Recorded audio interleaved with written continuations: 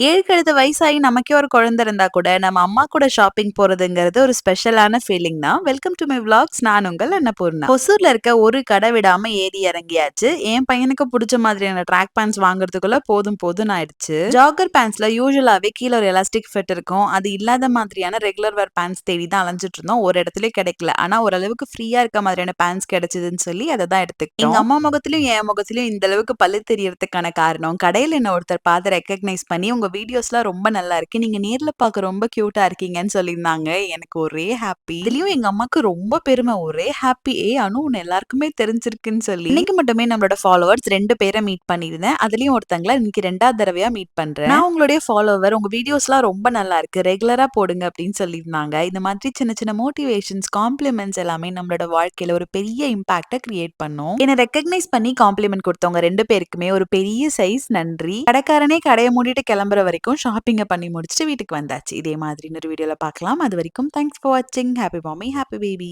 பாய்.